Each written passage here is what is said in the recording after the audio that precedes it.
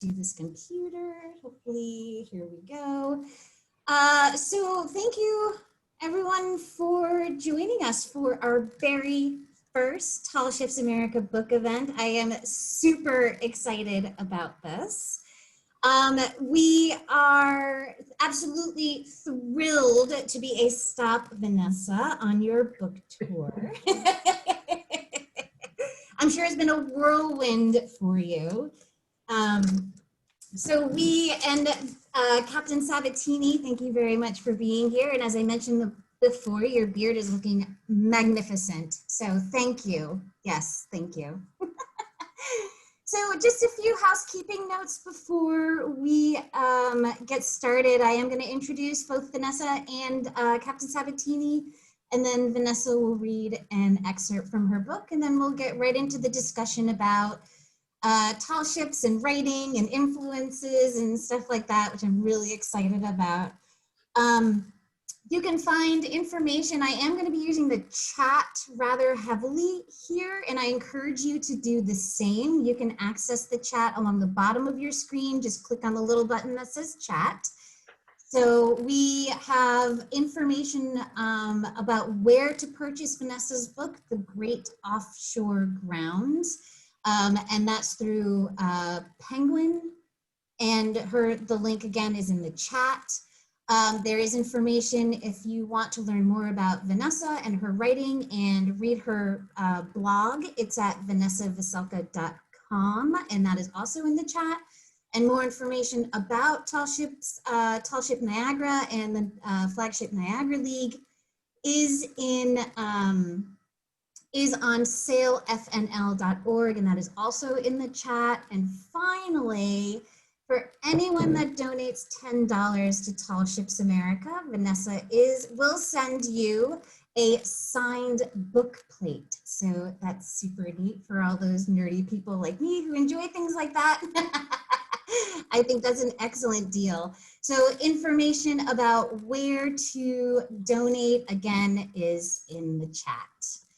So I think that is, so anyone who has questions, please utilize the chat, or you can even utilize the Q&A button down at the bottom. What we will be doing is waiting until the end to do any questions. So so if you have any questions, you can utilize the chat or utilize the question and answer button along the bottom of the webinar. So let's go ahead and get started. So I am just going to read from Vanessa's website. Vanessa Veselka has been at various times a teenage runaway, a sex worker, a musician, a union organizer, and a student of paleontology, which is amusing. Her work appears in GQ, Bitch, The Atlantic, Tin House, Zizivia, I apologize if I massacred that, and Best American Essays. Her novel Zazen won the 2012 PEN Bingham Prize for fiction. Her new novel, The Great Offshore Grounds, is currently available now on Knopf, and again, you can access through Penguin as well. So her book has been longlisted as part of the National Book Awards, and I'm just going to read a description from Vanessa's website. A wildly original cross-country novel that subverts a long tradition of family narratives and casts new light on the mythologies, national, individual, and collective, that drive and define us. Moving from Seattle's underground to the docks of the far north, from the hideaways of the southern swamps to the storied reaches of the Great Offshore Grounds, Vanessa Veselka spins a tale with boundless verve, linguistic vitality, and undeniable tenderness. Publishers Weekly says it's astonishing depth and scope. Veselka blends fascinating details of seamanship, cab driving, and boot camp with intimate, spot-on descriptions of contemporary American poverty. This gritty and unsentimental work is compassionate, funny, and deeply human. Molly Young with Vulture, and I actually remember seeing this review because I get their newsletter. This is a novel that feels like hitchhiking. If you relate to the idea of desperate people doing desperate things for reasons only partly clear to themselves, you will find it thrilling. So there's a ton more information on Vanessa's website. And then I am, Vanessa, is there anything you want to add to that? No, it's just always really hard to sit and listen to people say things that are like, you know, very flowery about you. So yeah, thank you. Sure. So Captain William Sabatini grew up in southeastern Massachusetts on Cape Cod. So he's been around water his entire life. He began sailing tall ships in Newport, Rhode Island route before attending Tabor Academy. While at Tabor, Billy sailed for 4 years on the schooner Tabor Boy. He also crewed on various other schooners during his summer breaks. Billy began his time with the U.S. Brig Niagara in 2005 as third mate, advancing to chief mate in 2008, captain in 2014, and executive director fleet captain in 2018. During the winter months, he has served as mate or captain on a number of tall ships on every coast of the United States. Over the last 2+ decades, he has sailed the East Coast from Nova Scotia to Venezuela, the West Coast from Alaska to Mexico, and the entire Great Lakes system, as well as crossing the Atlantic. Anything you want to add to that, Billy? That's pretty cool. Yeah. I've done some stuff. And then obviously, of course, I'm a member of the board of directors of Tall Ships America. Yes. And I make sure we have that in there. So thank you. And I ran Tall Ships Erie. Oh, yes. So. And a Port of the Year winner this past year. Yes. It feels like that conference almost didn't happen, seeing as it was what, 2 weeks after everything shut down. So I know. Everything feels, their time has no meaning anymore, but we can get into that later on in the discussion. So Vanessa, if you want to go ahead and read your excerpt.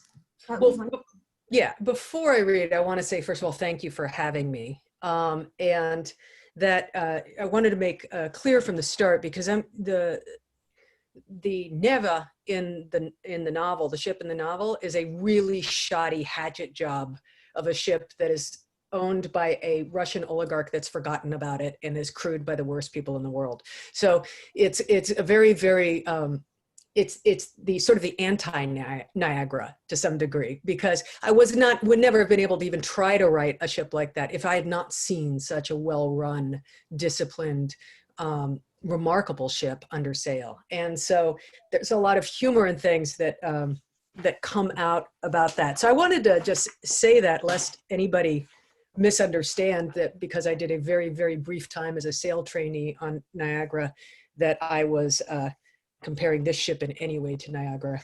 And then Aaron told me it was okay for me to cuss because you're all sailors. So somebody will have to weep and raise their hand and faint in the chat if you have a problem with that. And I will also say, I think I'm more nervous about this reading than any I've done on my entire trip. So I will no doubt get everything wrong and mispronounce things, and then you can, I did have it read over by tall ship sailors who are friends of mine, but you know, you never know. Okay. So the character I'm reading from right now is Livy. Livy's first days after getting off the dock in Juneau were hellish. Working without gloves, her hands were soon rope burnt and her blisters all torn. She didn't know where to be or what to do. She'd never felt so useless. None of the commands made sense, and everyone was moving too fast to explain. When they heaved, she heaved. When they stopped, she stopped. Handsomely on the bow, dig in and hold, come up. That means drop it, somebody yelled at her. She let the line go like a viper. Marn took her on boat checks where they crawled around below decks on their hands and knees, lifting up boards to look for water. How many places do we check under this floor? This is the soul. We don't have a floor. This isn't a fucking house. In the mate's quarters, Marn lifted another panel. Hole in the soul, she yelled. Hole in the soul, muttered a half-asleep sailor. Say hole in the soul, said Marn. Why? So I know you heard it. You're a foot away from me. Marn waited. Hole in the soul, said Libby. Marn clicked her headlamp back on and ducked under the raised board. When they came above, Marn took her over to the pin rail and tugged on a line that Livy had secured earlier. It's too tight. It was fine an hour ago, said Livy. Yeah, well, that's what rain does to real rope.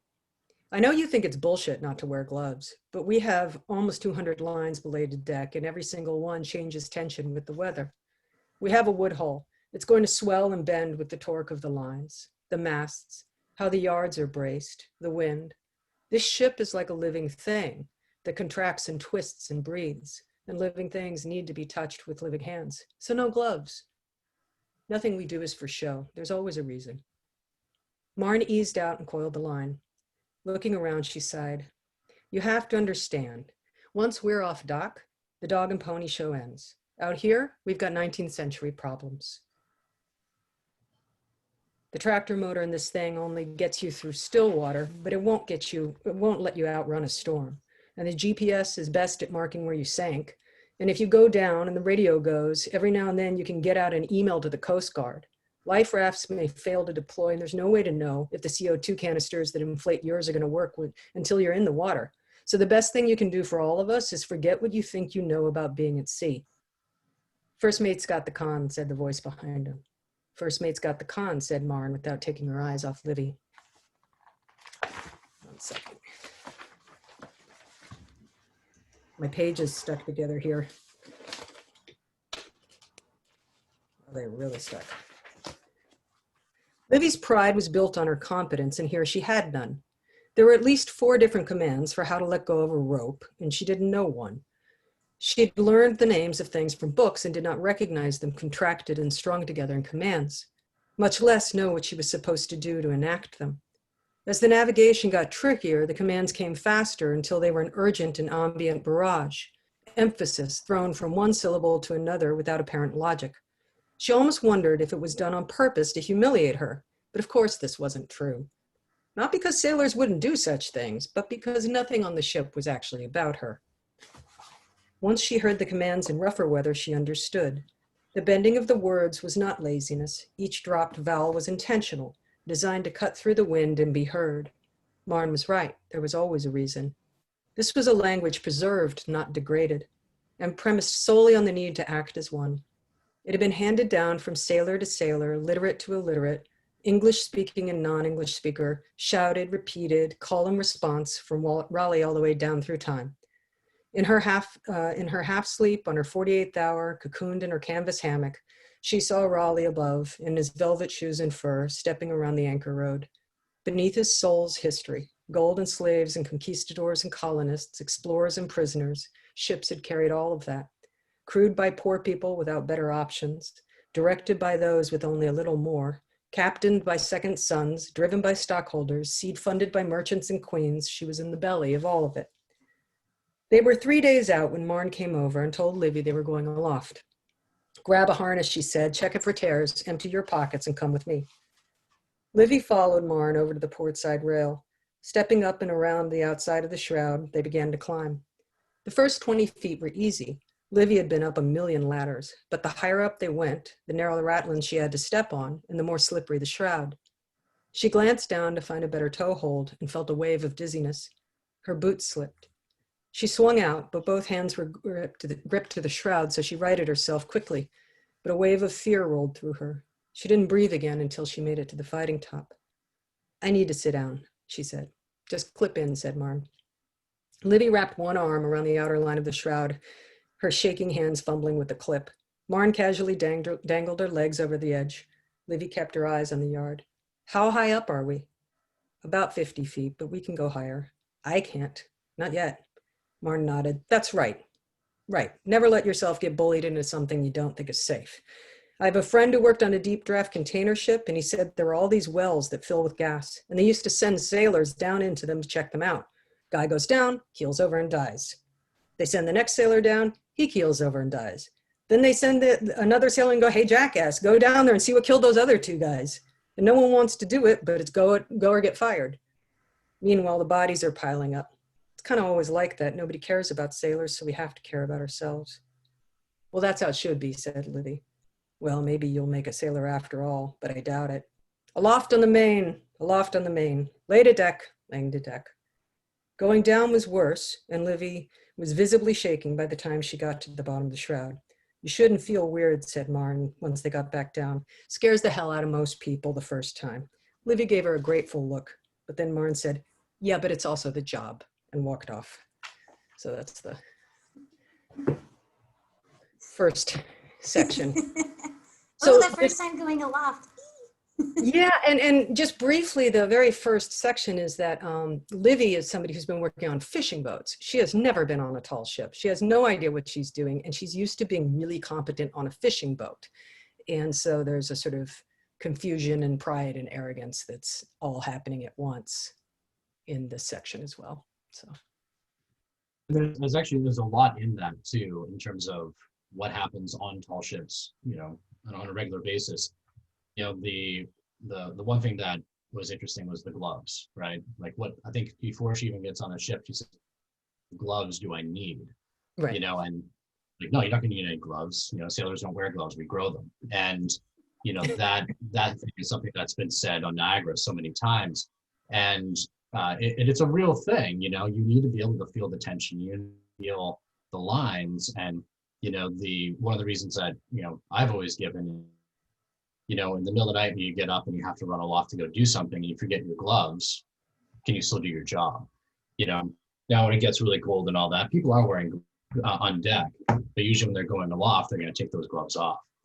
You know, and the other thing was the emphasis on response and repeating of commands. You know, I think it was stressed very heavily in there, and it's a really important aspect too, because you know, if you do things when it's not important and you get into that, you know, that route memorization, that sort of instinctual thing, you know, people, when it's really, really important. And I think it was cool that, you know, in your writing that came across, you know, and it came across in a way that is kind of how, you know, the maid is talking, like she to 100 different people, you know, and it came way too. And I thought that was really kind of accurate to how things go. And you know, the idea of, you know, the fear of going aloft for the first time, it's something that it's real for everybody. It was like that when I went aloft the first time.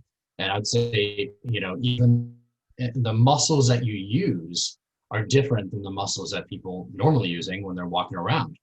You know, first time I went aloft every season, I'd come down on deck and my knees would be shaking. Not necessarily because I was afraid, you know, but it was more because I was, you know, my legs hadn't done that in a while.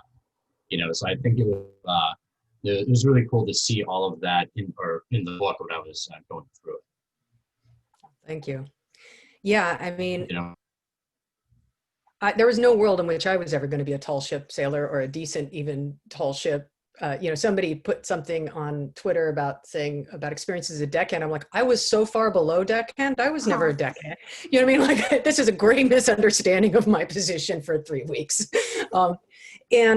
And so in the writing, one of the things that I had to consider is, you know, I never said about that when I went on, I didn't intentionally think I was ever going to write about being on a tall ship. I was trying to understand what it was like to be on a ship without you know, not driven and controlled by electronics all the time. What did it mean to sail in that way? Because I knew I had a character that was going to have to, but it never.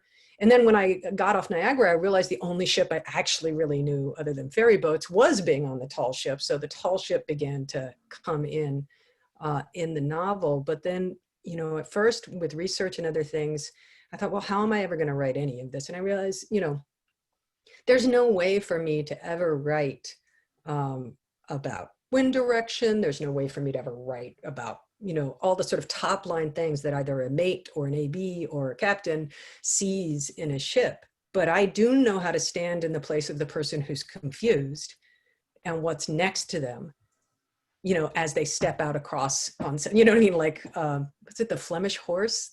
Or am I got that wrong? I don't think I put it in. Actually, yeah, there is in the next, you know, she's up aloft on, I don't know if it was a topsail yard or topgallant yard or whatever it was, but she's going to the end of the foot rope, Right. And I've run out of room. Like, nope, there's another one. Yeah, and that's Right. the Flemish horse. But the other one too is one on the lower yard that you might be thinking of, which we call the skittish horse. That one where you have to, when the yard's braced up, you know, like wicked sharp, and you have to like sort of hold on to a truss cable, and you you're on, you're clipping into that truss cable, you're standing on this. It's another Flemish horse, but on Niagara, I use the skittish horse because it's a little bit nerve-wracking when you're going from, that sense of somewhat security by being on the shrouds, which feels very secure, or being on the fighting up and being on a foot rope and then going off into that different, that different foot rope. And that's definitely, it changes how you sort of experience a thing when it's happening. And I thought that was really cool when she was laying out on the yard and had to transfer from the foot rope on the horse going out to the yard arm. That was really cool too. I really enjoyed that aspect of it when I was listening to it.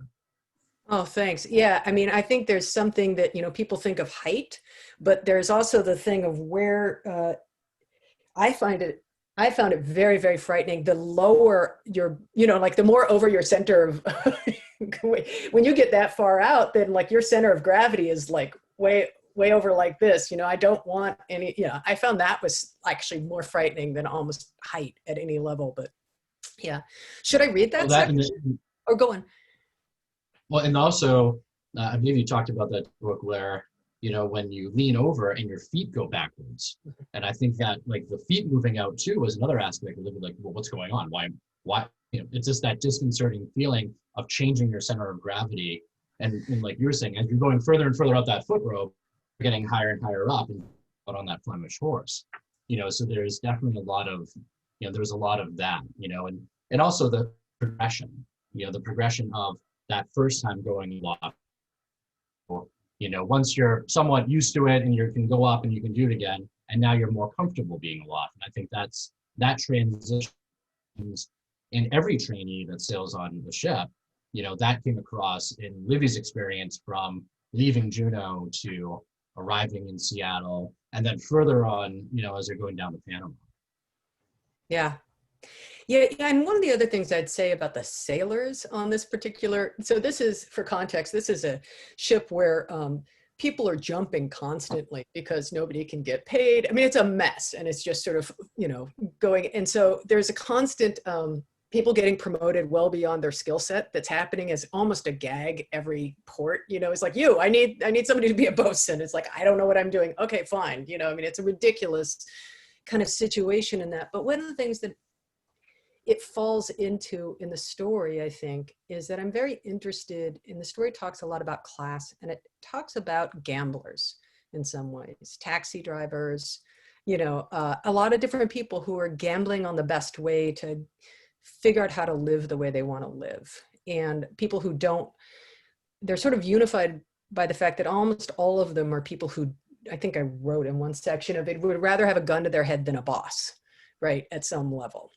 And I think that the ship is an interesting way where it's also that and something else, because on the one hand, you're not arguing with what you're being told to do. Like, to make the ship sail, people have to move together, right? And there is, so it doesn't encourage that kind of, arguing or pushing back on that. At the same time, it's kind of an elemental boss as well, as not just a really strong hierarchy that is necessary, I believe, in that kind of sailing. From what I've seen, and Captain Sabatini should tell me if I can't imagine that. I mean, when you hear me say that, that sounds right? Like the hierarchy in sailing is very important to being able to sail safely. Well, it's kind of interesting because that some of a generalization, but I think it's fair. A lot of tall ship sailors, they're not the most rigidly conservative people in the world. They're free thinkers. They're people that want to be their own master kind of idea. Like, and a lot of them come into tall ship sailing to leave that corporate world. To leave that 9 to 5 where you have was an office space. Like I have 8 bosses. And all that kind of stuff. And they get into a situation where they're following a chain of command in a hierarchy that is so outside of what they believed in as what they wanted to do, why they came to sailing with that. But then they fall into it because it actually makes sense. Right. Because the chain of command is a communication tool, right. And it's not done in order to put somebody in their place. it's done because it really is the best way to sail that ship. It doesn't mean that the captain's not going to speak for training or a deckhand. It just means that, when you're going through the day-to-day operations, check with your AB before you go to the captain to find out, how many corners of the sponge have to be cut off so that I can clean the sole in the galley, like those kind of things, but it is an effective way. And people that are, like I said, they're leaving that corporate world, come and they actually embrace the hierarchy, embrace the chain of command, and then look to, move up inside of that. And I think it's a really interesting thing to see. Yeah, that makes total sense to me. And I like how you're talking about it with communication. Yeah, the language was always fascinating me. I'm very focused on the sound of it, and I would sleep with it. Should I read the next section that we were just talking about, or do you want to just keep talking? No, I think that's okay. We have time. So sure, please. Okay. So let's see. So this is after she's been on just a little bit. Hard weather descended, and there was nothing but dark and fog, and all conversations stopped. For days, the only words that Livy heard from anyone, living or dead, were commands. The wind kept switching directions, dying off, then coming out of nowhere. They set sails only to strike them moments later, it seemed. The waters got choppy, and enough of the sailors got seasick to keep the remaining ones working almost around the clock with half the crew needed. Buckets of vomit, if not emptied fast enough, tipped over, and they slipped on the deck while sweating the lines in icy rain. In the red light below decks, in the hammocks between work shifts, they swung against each other with the rock of the ship. When the weather began to clear, Livy was on dog watch when Martin found her on lookout. I told you I'd never ask you to do anything you didn't think was safe, but I need you to get over your fear and come and help me up on the topgallant. I need to see why it's not setting right. Livy had gone aloft only once since her first trip. She had stayed close to the mast and clipped in, and was fearful sweat the whole time, able only to look as far as the sail in her hands. She had never been above the cross trees. We're going to have to go pretty far up and out on the topsail yard too, said Marn. I can wake someone up if you can't do it, but you have to tell me now. Everyone was getting less than 3 hours of sleep a day. The idea of waking someone up because she was too scared to do what she needed to do was something that Livy could not manage. Marn held out a harness. It's not a bad night for it, she said. The moon is out, so we'll be able to see. Livy followed her through the shadows cast on deck by the main and topsail to the starboard edge of the ship. They began to move out. Livy paid attention to her hands and her grip. She tested the ratlins with each foot before putting her full weight on them. The wind was gentle and steady. She made it to the fighting top and paused. You good? Asked Martin. Yeah, I'm good. Livy looked up to where the shroud met the mast on both sides. Above that was the cross trees, a small arc of metal to stand on and no more. It was only 35 feet above where she was, but she would have to climb the futtock shrouds. They started again, which I never did, by God, never. They started again. The wind changed above the topsails. There was more of it to catch and less cover. It buffeted her jacket and stray hairs tickled her face. As the shroud narrowed to attach, the footholds were so small she could barely get a toe in. She was now at the base of the futtock shroud. The web moved up and out from the mast before wrapping around the cross trees. It works best if you just do it fast, said Marn. And when you're climbing, think of pushing the ratlins away with your feet, not down. You don't want to end up dangling. Momentum is what will keep you on the shroud when you're upside down. And once you start, don't stop. Marn scrambled up the shrouds, out and over the side of the cross trees until she was standing on the strip of metal again. Like that, go. Livy went, with strong, quick movements, crawling backward, eyes glued to nothing but what she was grabbing hold of, shaking. She was soon upright on the outer shroud again and could swing inside where she found footing. I'm not sure I can do this, she said. Yeah, you can. Livy did what Marn asked, keeping her eyes on her hands the whole time, fear like a chatter. When they were done on the topgallant, Marn climbed down to the topmast. When you step out, Marn pointed on the line of rope dipping in scallops beneath the yard. You have to warn anyone out there because they're standing on the same line, so you say laying on, and you wait until they answer. Same when you're coming back to the cross trees, you say laying off. Gives them a chance to get a hold of something if they're not clipped in. This, she slid 4 fingers under the thick line across the top of the yard is the jackstay. That's what you hold on to until we get to where we can clip in. I need to work closer in, so you're going to have to go out first. Just keep hold of the jackstay and I'll tell you everything else as you go. Laying on, said Livy. Laying on. Martin waited for her to get standing on the line. Laying on, she said. Livy didn't answer. Say laying on. Laying on, said Livy. Martin moved out onto the yard, and as soon as she stepped on, Livy felt the line pull taut, lifting her slightly, shaking her from underfoot. A small gust came up and she fought the urge to hug the yard. Martin told her just to hold to the jackstay and push her legs out behind her like a drawn arrow and a bow. Once halfway out, they clipped in and went to work. I'm going to skip over some of this. They moved farther out until they were only a few feet from the end of the yard, which was now below Livy's center of gravity and at her upper thighs. We're almost done. There's nowhere to step, said Livy. There is, just doesn't seem like it. Livy couldn't get the terror in her body to stop her from shivering. She waited for a moment of steadiness between the tremors and then found the loop with her boot and stepped. She was 75 feet up and 35 feet out on the yard, no longer over the boat, but over water. Looking down, she saw Raleigh had returned. I'm going to send you another line, said Martin. Don't drop it or we're going to have to do all this again.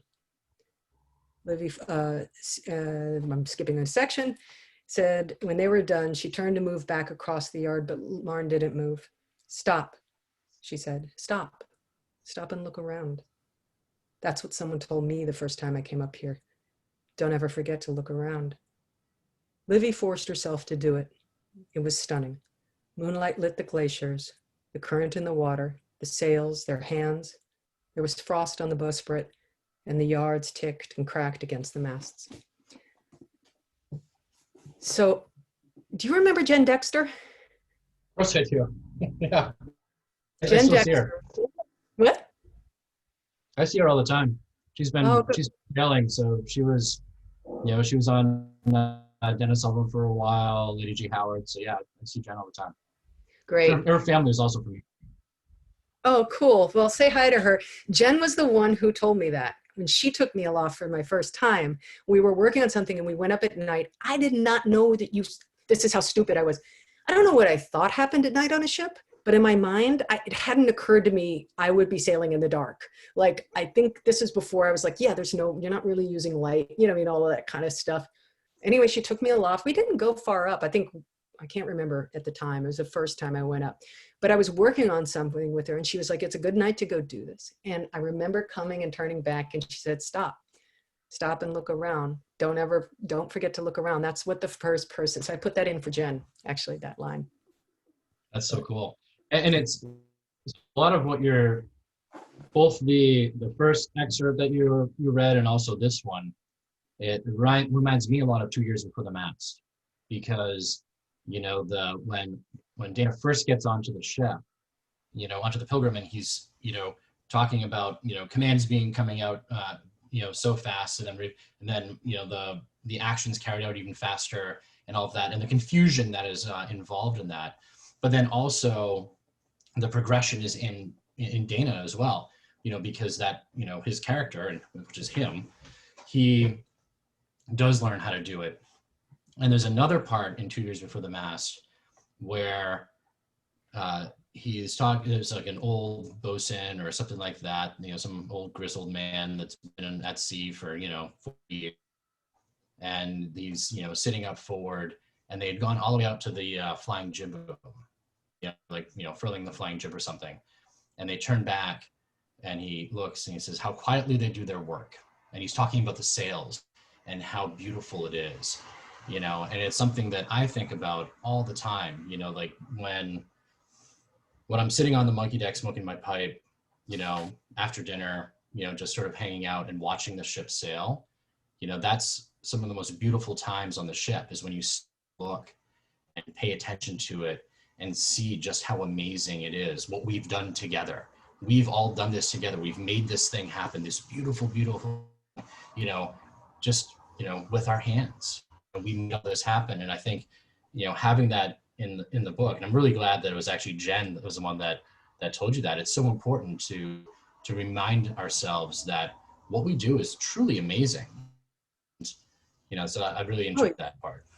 and that was also really, my sense of what I wanted to convey was how amazing I think tall ship sailors are and the work that gets done in that. And, you know, uh, along with that, I mean, and we can talk about battle reenactments, but the day after the big battle reenactment, I remember I sent you the pictures. I don't know if you can see them and share them, but it goes to what you were just saying, that these were we were going to run into a bit of a chop overnight, and but the skies were pink and they were beautiful. And it was my favorite moment of the entire time, because at that point, all of the sort of extra folks had moved on, like the parade had moved on, the chopper, the Discovery Channel, the sort of like fanfare of everything.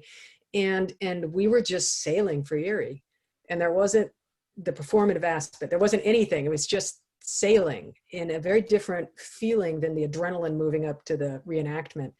And it was so beautiful. And so these 3 pictures I sent you, I don't know, Erin, if you can show, but to me, they were also part of like and I also had a time where I was,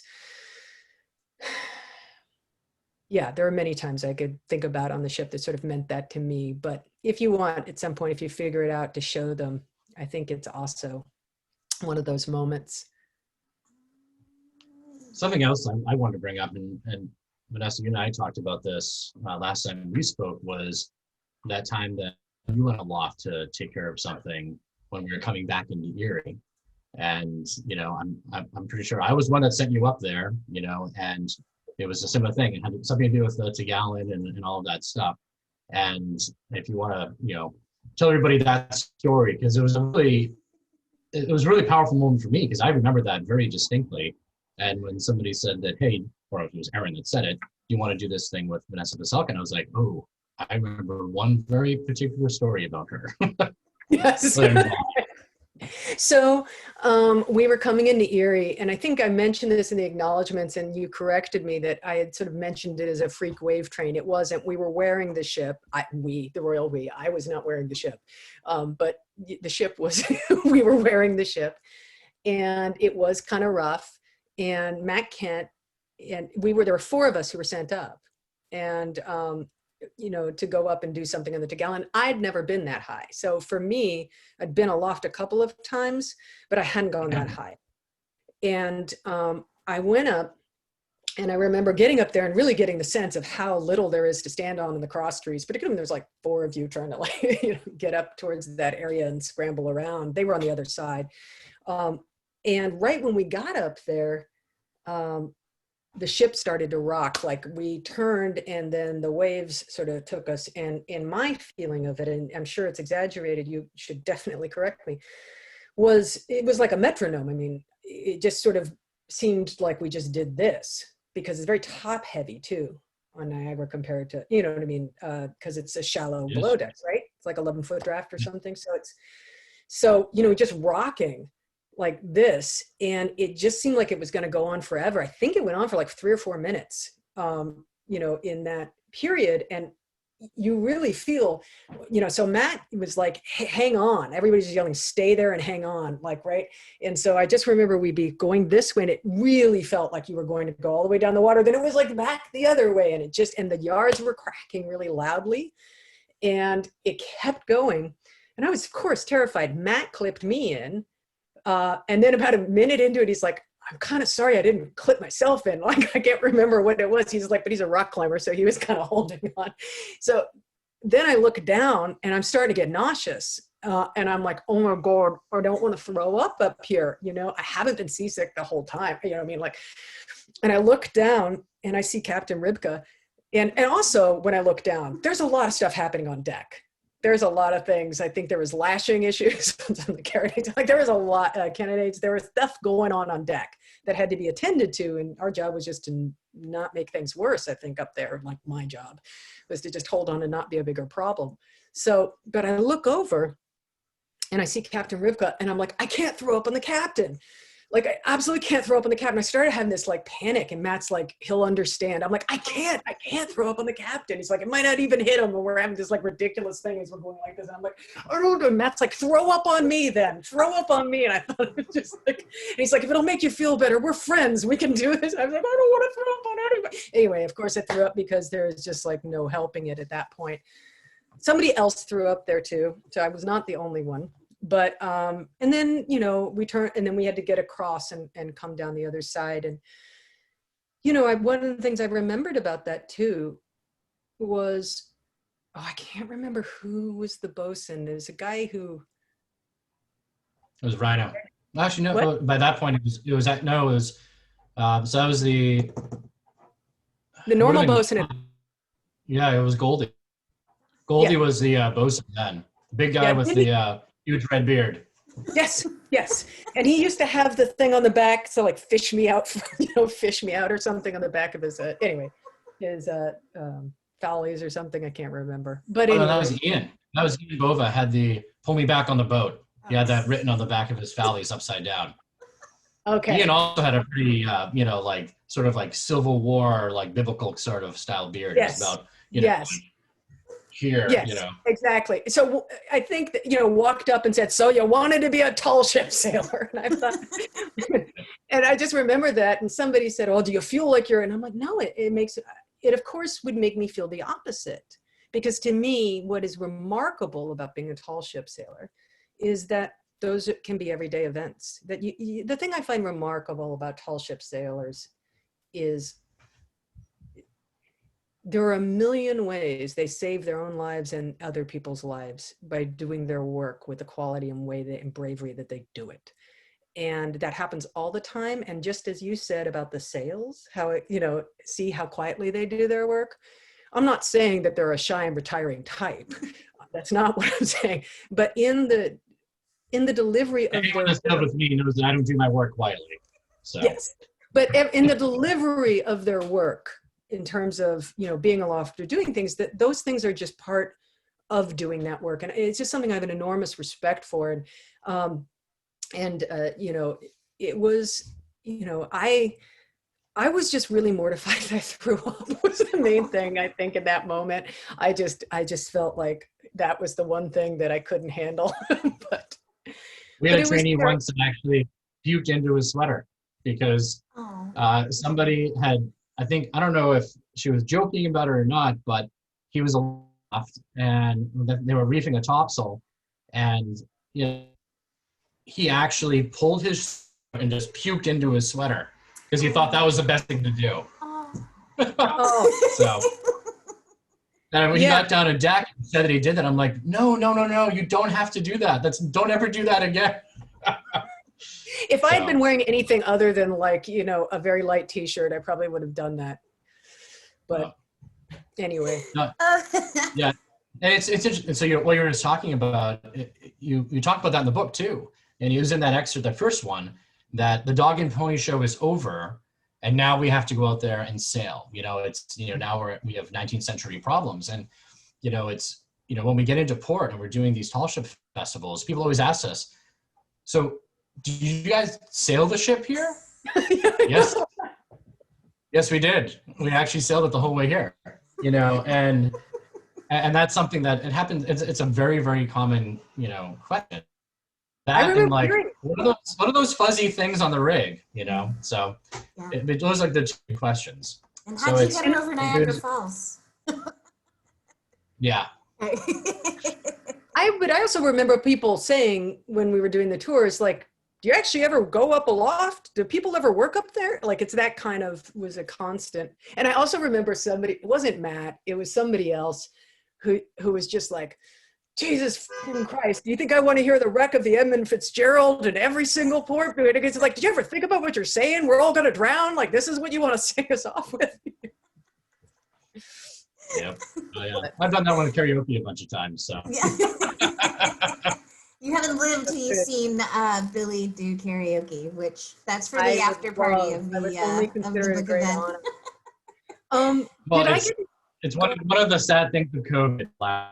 So. Is it though?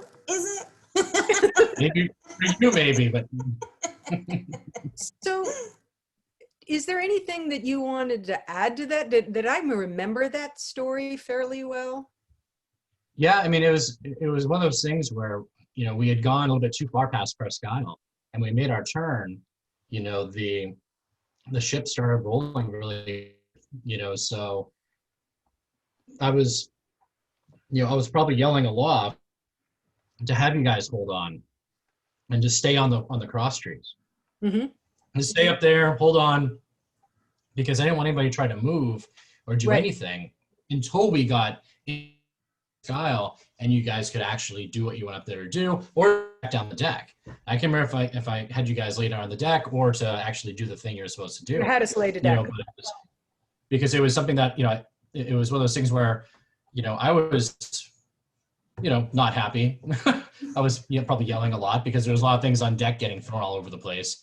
And, it was just one of those moments where, we had to make the turn, and we couldn't wait any longer because we kept on going. We have land in the way, so we had to make that turn and get in the lee so that we could get the ship back into Erie, so it was just one of those moments. And there's, many moments like that in, the course of, sailing where things happen. And I think it goes to that idea of when we're not tied up to the dock and when, when we're not open for tours, we have to do real things. And there's real sailors out there sailing these ships. And, I think it's really, I'm really glad that the people that read your book are going to see that. And there is another aspect to tall ship sailing that isn't what people see in port. It isn't just, going to the local bar to watch me sing karaoke. There's more to tall ship sailing than that. I don't know. Can I tell you one funny thing about the reenactment? And thank you for that. That actually just like warms my heart so much because it's a world I don't come from but respect deeply and was privileged to, even though I lied to get on the ship, but like it was, what I mean is like with doctors and things like that, like I found out late about everything. And so the only chance was to like get to Green Bay. Joe Lingaza was like, well, if you get to Green Bay, you can do A, B, and C, we'll take you on. And I was like, okay. But that was like 2 days later. And I remember I couldn't get a doctor's appointment to sort of sign me off with all the paperwork. So I bribed them with chocolate and I told them stories of the ocean, even though we weren't going to the ocean because I thought it would sound more dramatic, and like got them to sign off on all these things. So I get out there and, start the uncomfortable process of feeling like an utter klutz and not knowing where to run or what to do or how to do it, and not wanting to be a terrible hindrance to everybody aboard. But in all of that, what I had not really heard in my mind was a reenactment. Like I heard people say, oh, there's gonna be a reenactment. And I was like, that's great. I assumed this is what they do all the time, right? Like, I don't know anything about this world. Like, they're always reenacting, isn't it? Like, and, we would meet people and they were dressed up and there were, various ways of, and so I really, then I would, we saw more people coming on from different ships and things like that and talked more about it. And I began, okay, this is a big thing. This is a thing, right? And then when we were in Put-in-Bay, and we came in and I started hearing that, like, I remember it was like 7,000 boats, small craft were going to be like around the perimeter. Like I remember seeing the helicopters from the Discovery Channel and like B-2, bombers, like, saluting us, and the Ohio State Marching Band. I was like, oh my God, what is happening? Like this felt like, but the two things that were coolest about that stuff to me, and I have one very specific memory of you, was one, the night before we were going to do the reenactment, Captain Ribka had us on deck and he began to walk through how we were going to do it and what the original battle had looked like. And he began to say, like, here's where the weather gauge was, here's how this happened, here's how. And what I think people don't realize, I mean, tall ship sailors and captains and everybody do, obviously, is that, when you're doing another kind of reenactment, you're making your mark on land one way or another, but the wind's not the same. All of the other things are different, and you won't know until the minute you're in them what they're going to be.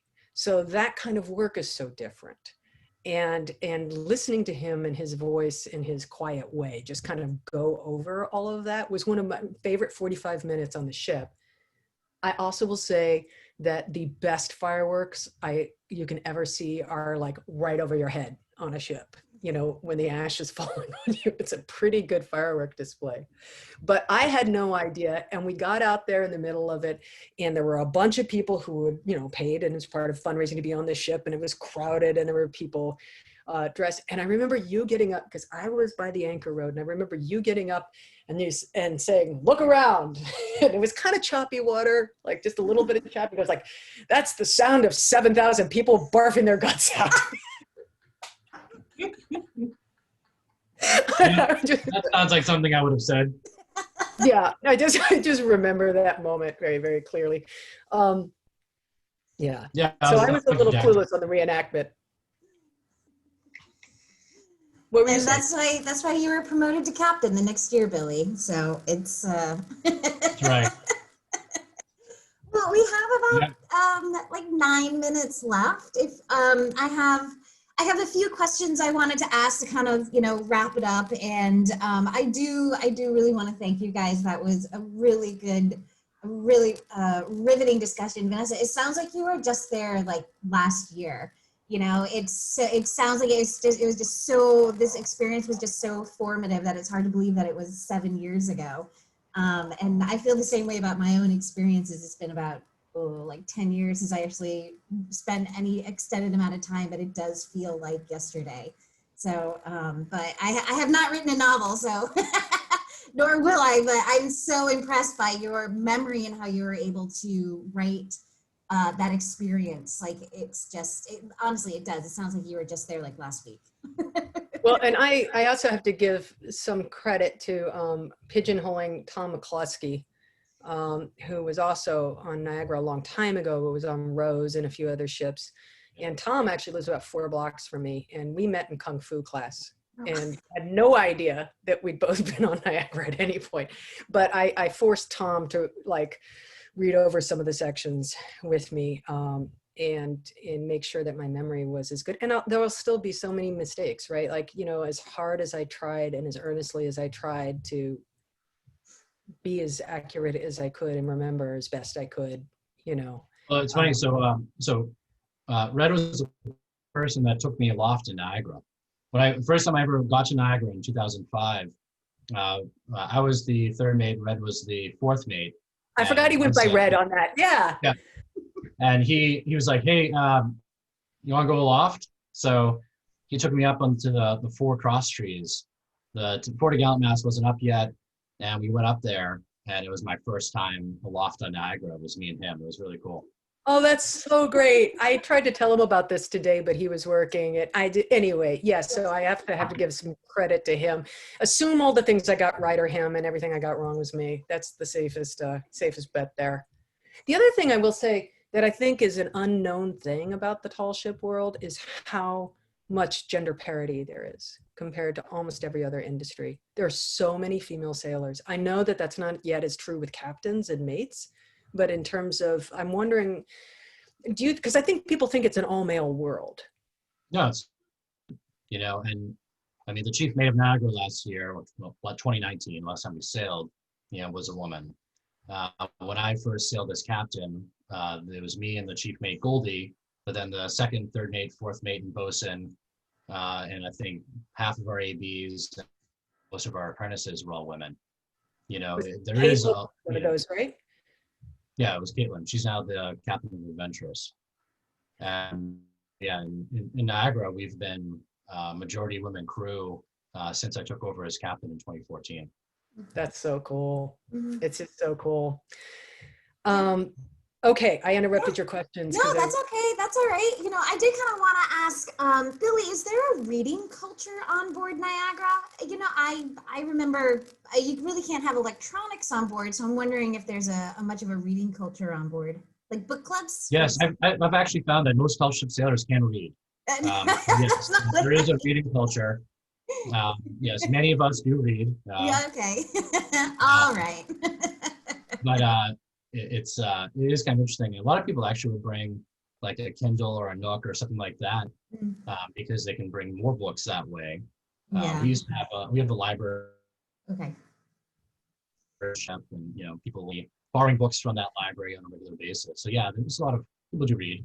Yeah. Actually, it's a No. lot. What people do is they sit up on the foredeck. So during the dog watches or after dinner, people are usually up on the foredeck, and they're reading or working on a duty bag, or just hanging out playing music and something like that. It's like it's some of the best part of sailing is like that communal aspect, because people are not glued to their smartphones anymore. Right. And we don't really, I don't actually take phones away from people, but they don't work. You can't do the things you normally do with your smartphone when you're out underway. So people find other things to do, and usually that's singing with people or playing music or just hanging out and talking up on the foredeck. That's Mhm. that's really where all that happens, and it's a really kind of nice thing to have Mhm. that aspect of being together. Yeah. It's something that I really cherish and I miss a lot. I do too. Agreed. That we have that.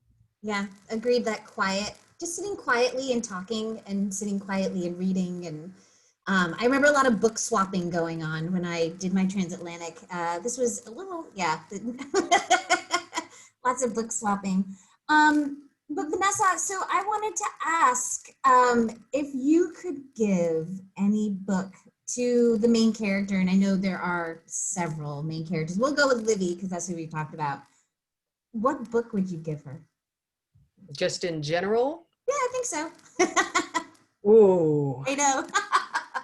Um, you know, she's such a stubborn character that you almost would want to give her something that would be totally counter to her nature. Just, I don't, it would have to be a book. She likes biography. I mean, I know the character, right? Mhm. Likes biographies. She's not much of a fiction reader. Okay. You know, I don't know. I mean, I think that like Captain Sabatini, I know you read science fiction. I certainly also like science fiction. I'm trying to think about if Livy would be a Dune kind. Maybe I'd give her a Dune. For me, actually, it would be 2 years before the mass, Yes. because of where she was sailing. Yes. Not that she really spent much time on the Californian coast, but sailing on the West Coast, and the way that her character, had to go through that process of learning the ship and going through that whole thing. I think Choose for the Mast would have been really interesting, because it's, the whole act of, sailors and the crew that are somewhat jaded, having been doing this for a long time and feeling that nobody cares about them, and all of that. And I think that would be an interesting book for Livy to read. Yeah. I mean, I think that would be perfect for it. But then does she get off the ship? I don't know. I don't think so. I don't think it's in her nature. I mean, I think she's a pretty determined, Yeah. character. Well, I think that was a really good answer. I think it's really fascinating that you know this character so well that you're like, well, she likes biographies. I was like, okay, that's so interesting. I love it. She is a real person. Yeah, it feels that way Actually, when you. I have a question for you, Vanessa. Yeah. So because I actually listened to the book, I didn't read the book, I listened to it.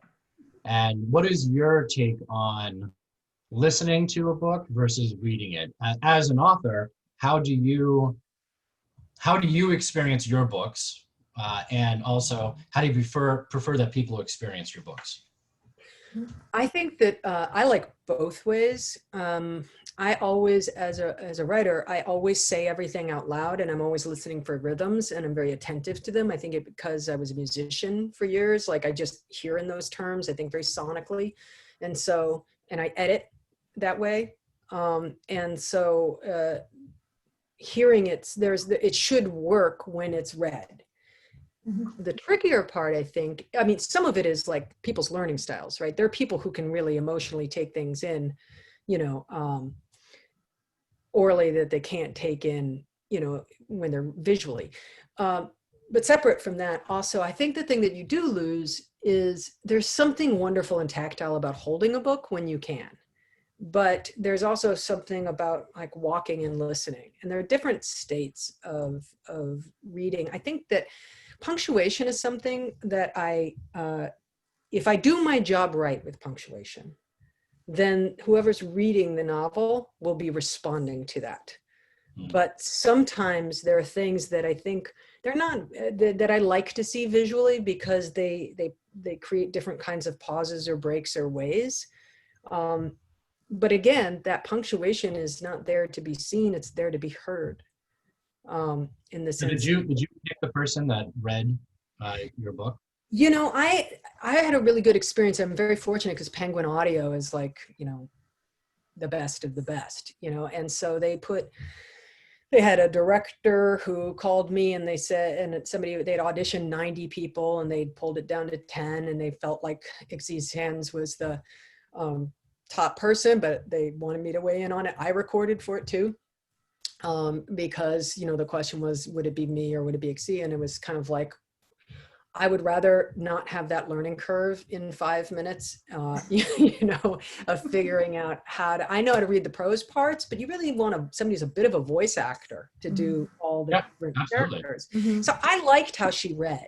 And then they had me, I was on the phone for like 2.5 hours with her and the director, and they were noticing different things about the way I read or the way, you know, so, I mean, but it's also not, you know, I understand when something goes into another medium, that it's another medium. Like, I don't try to micromanage that necessarily, because a good reader is going to have their own interpretation. So like her interpretation of who would have a lower or higher voice between Cheyenne and Olivia, to me, is like different from mine, and it doesn't matter. Like, she's developing the world and she needs the range she needs.